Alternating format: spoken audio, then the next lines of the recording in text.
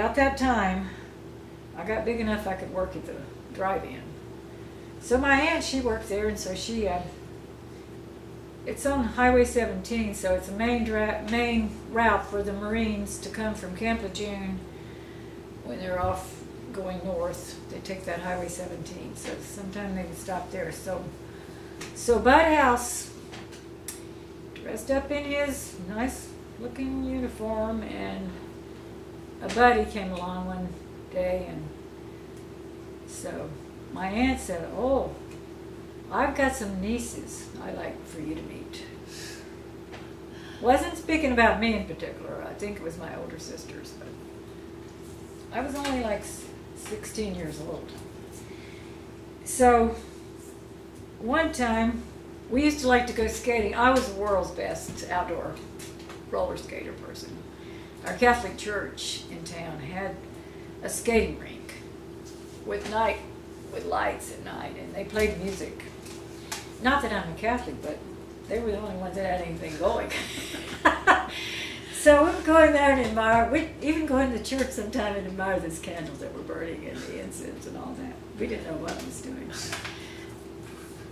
It seems like they didn't watch kids like they do now. We could just go about and do stuff, and we didn't get in any trouble.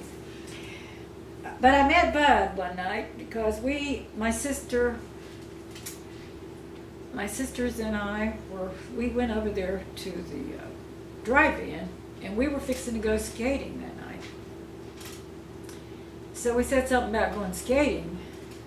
So they said something about, Bud and his friend said something about, well, they'd go to the skating rink for a while.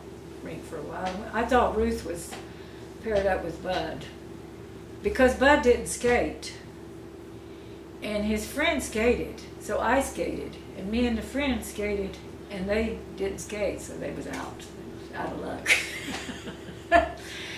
And so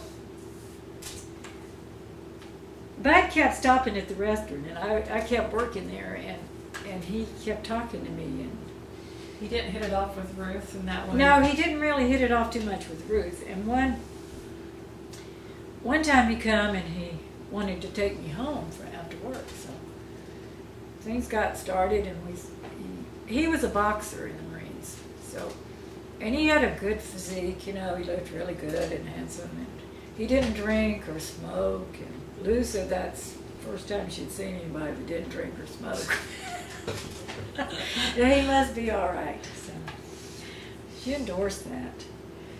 So then, that was in when was it, about 1951 maybe, I think it was.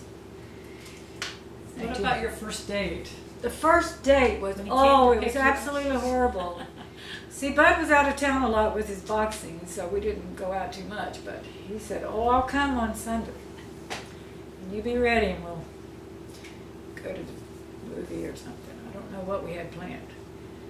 So I got ready, waited and waited and waited. Well, my daddy was out there with my uncles, and when Bud drove up,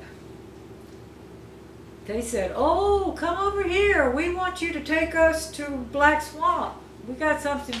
We ain't got no way to go to Black Swamp. Would you take us?"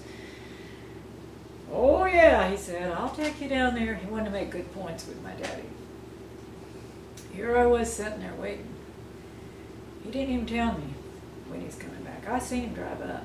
He didn't come in there and say nothing because he was afraid he didn't want to make Daddy mad. So took them down to Black Swamp, and they got some liquor. It's homemade brew. They made liquor around in those days. They called it Black Swamp, where when Bud drove up, this was a strange car. Everybody knew everybody's car around there. There's no doubt about it. This was a strange car. So when he drove down the lane, they thought, "Oh, that must be the revenuers coming." So they didn't answer the door for a while until they seen Daddy or somebody got out of the car they knew. They just knew they were going to be arrested for selling liquor, and especially on Sunday. They couldn't even buy any liquor on Sunday nowhere. So, boy, did Bud get off to a bad start with me, though, because I didn't like that one bit that he left me waiting. So he came back and... But he made some points with your dad. Oh, he made lots of points with my dad. My daddy, I think, liked him. My daddy always liked Bud. It seemed like Daddy was happier to see Bud when we'd visit than he was me, you know. We always had a lot to talk about.